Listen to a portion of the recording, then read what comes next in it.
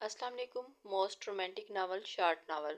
आयशा बेगम कमरे में दाखिल हुई तो नम्रा किताब हाथ में लिए मुताले में मसरूफ थी, मगर माँ के कदमों की आहट पर उसने फौरन सर उठाया। या माँ के चेहरे पर संजीदगी के आसार देखकर वो समझ गई कि कोई अहम बात करने आई है। नम्रा, मैं तुमसे सिर्फ एक ज़रूरी बात करना चाहती हूँ, आयशा बेगम ने गहरी सांस लेते हुए कहा और पलंग के करीब रखी कुर्सी पर बैठ गई। जी अम्मी, फरमाइए, नम्रा ने किताब बंद करते हुए अदब से जवाब दिया। बेटा, मैं चाहती हूँ कि तुम कुनैन खानजादा के रिश्ते के लिए हाँ कर दो। वो बहुत अच्छा लड़का है, मल्टीनेशनल कंपनी का मालिक है, करोड़ों में खेलता है और उसका एक घर नहीं कई घर हैं, गाड़ियाँ, बंगले, सब कुछ है। तुम्हें जिंदगी में किसी भी चीज़ की कमी नहीं होगी। आयशा बेगम ने एक ही सांस में अपनी बात कह दी। नम्रा चंद लम्हों तक अपनी माँ को देखती रही और उसकी नजरें हैरानी और परेशानी का मिला जुला इजहार कर रही थी। आखिरकार वो बोली, अम्मी, मैं भी शादी नहीं करना चाहती। इतनी मुश्किल से ये जा मिली है, अब क्यों मुझे इस झंझट में डालना चाहती हैं? आयशा बेगम की परेशानी पर शकीनें नमूदार हुई। वो अपनी बेटी की मासूमियत को देखकर एक पल को नरम पड़ी, मगर अपनी बात मनवाने के इरादे से बोली, नम्रा, अच्छे रिश्ते आसानी से नहीं मिलते। कुनैन खानजादा जैसा लड़का हर किसी के नसीब में नहीं आता, और मैं चाहती हूँ कि तुम एक ऐसे घर में जाओ जहाँ तुम्हें वो सब कुछ मिले जिसका ख्वाब तुमने कभी नहीं देखा, कभी देखा हो या ना भी देखा हो। नम्रा ने बेयकीनी से माँ की तरफ देखा। अम्मी, पैसा और शान शौकत सब कुछ नहीं होता। इंसान की खुशी और उसकी मर्जी अपनी होती है। मैं अपनी जिंदगी अभी अपनी शराइत पर जीना चाहती हूँ। आयशा बेगम के चेहरे पर सख्ती आ गई। वो बोली, नम्रा, तुम क्या समझती हो? मैंने तुम्हारे बाप के साथ सारी जिंदगी सिर्फ समझौते किए, और उनके दुनिया से जाने के बाद भी मैंने तुम्हें पाला, तुम्हारी तालीम मुकम्मल करवाई, मगर उन्होंने मुझे कभी खुशी नहीं दी। मैं नहीं चाहती कि तुम्हारी जिंदगी भी वैसी हो। कुनैन तुम्हें खुश रखेगा, वो दुनिया का हर आराम दे सकता है। तुम्हें नम्रा अपनी जगह पर बेबसी से बैठी रहेगी। वो अपनी माँ की कुर्बानियों से वाकिफ थी, मगर इनसे बात सुनकर वो अंदर से बेचैन होगी। अम्मी, आपने हमेशा मुझे सिखाया कि खुद मुख्तार रहना, अपनी पहचान बनाना सबसे अहम। फिर आप मुझे क्यों मजबूर कर रही हैं? आयशा बेगम ने उसकी बात काट दी। तुम्हारी माँ हूँ, तुम्हारी भलाई चाहती हूँ। कुनैन एक अच्छा लड़का है, तुम्हें उसके बारे में और क्या चाहिए?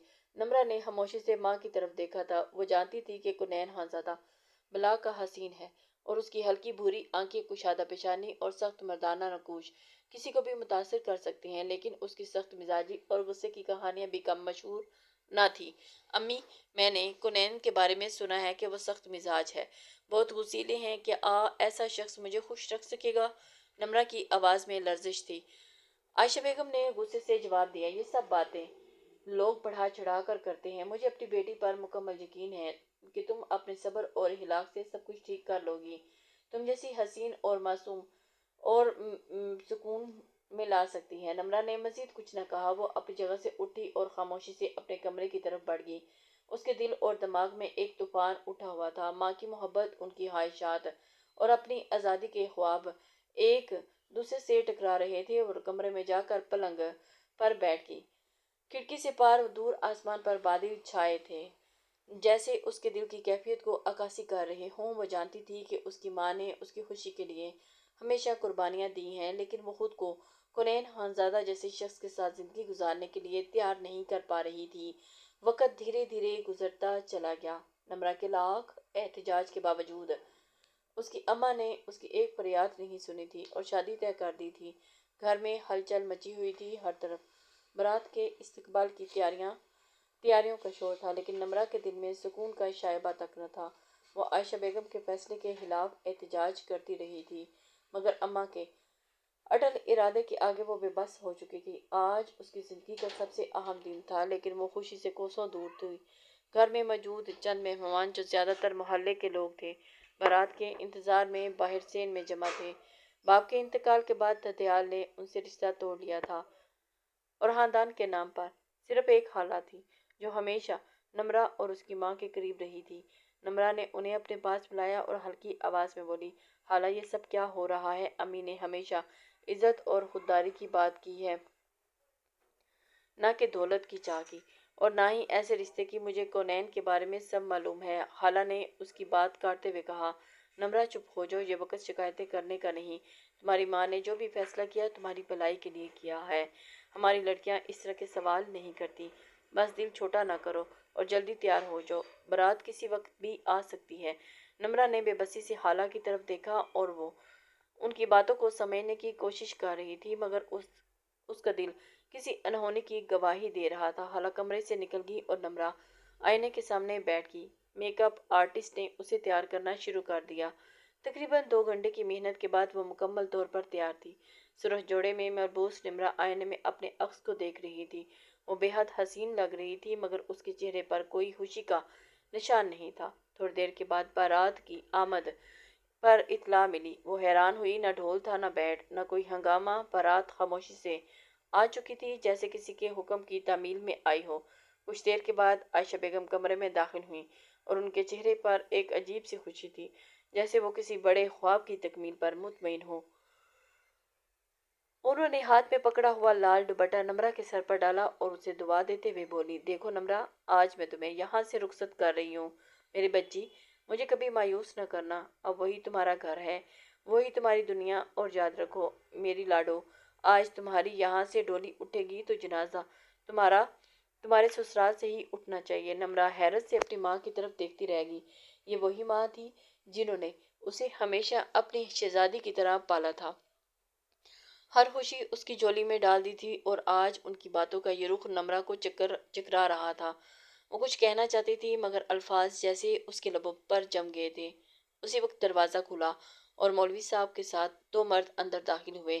نمرہ نے فوراً سر جھکا لیا۔ کمرے میں عجیب سی خاموشی چھا گئی تھی۔ مولوی صاحب نے نکاح کی تیاری شروع کرنے کی باہر کونین خانزادہ موجود تھا، جسے ابھی نمرہ نے دیکھا بھی نہیں تھا، مگر اس کی سخت طبیعت اور شہرت کے قصے اس کے دل میں خوف اور بے چینی پیدا کر رہے تھے۔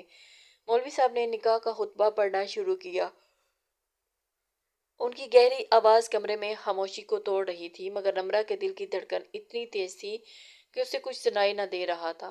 خطبے کے بعد مولوی صاحب نے سوال کیا، نمرہ بنت محمد ایوب، کیا آپ کو کونین خانزادہ ولد فاروق خانزادہ کے ساتھ نکاح قبول ہے؟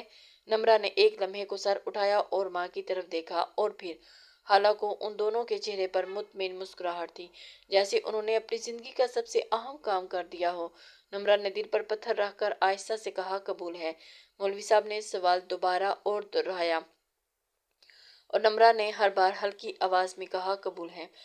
ان کے الفاظ کے ساتھ ہی نکاح مکمل ہو گیا۔ کونین خانزادہ کے دوستوں اور رشتہ داروں نے مبارکباد دی، مگر کوئی شور نہ تھا، نہ جشن۔ نمرہ کی آنکھوں میں آنسو تھے، جو نہ خوشی کے تھے نہ غم کے۔ وہ بے یقینی کے عالم میں تھی کہ اس کا دل ماننے کو تیار نہ تھا کہ وہ کونین کی زندگی کا حصہ بن چکی ہے۔ وہ کونین جو دنیا کے لیے ایک کامیاب، امیر اور بااختیار شخص تھا، مگر اس کے لیے ایک انجان اور پراسرار انسان۔ عائشہ بیگم نے اس کے قریب آ کر اسے گلے لگایا اور آہستہ سے کہا، نمرہ، تم میری خوش فہمی ہو، تمہیں ہمیشہ کامیاب دیکھنا چاہتی ہوں۔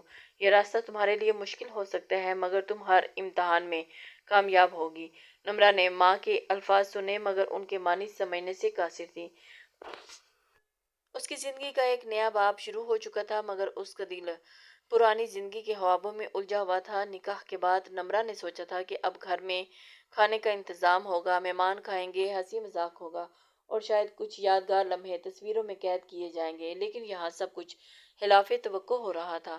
ابھی وہ اپنے خیالات میں گم تھی کہ اچانک اس کی ماں عائشہ بیگم کمرے میں داخل ہوئیں، اور اس کے ہاتھ میں ایک میرون رنگ کی چادر تھی جو انہوں نے نمرہ کے کندھوں پر ڈال دی، اور اس کے چہرے پر ایک عجیب سی مسکراہٹ تھی، جیسے وہ کسی بوجھ سے آزاد ہو گئی ہو۔ نمرہ، چلو، اب وقت ہو گیا ہے، عائشہ بیگم نے اسے نرمی سے گلے لگاتے ہوئے کہا۔ نمرہ نے بے یقینی سے ماں کی طرف دیکھا، امی، یہ کیا ہو رہا ہے؟ ابھی تو رسمیں باقی ہیں۔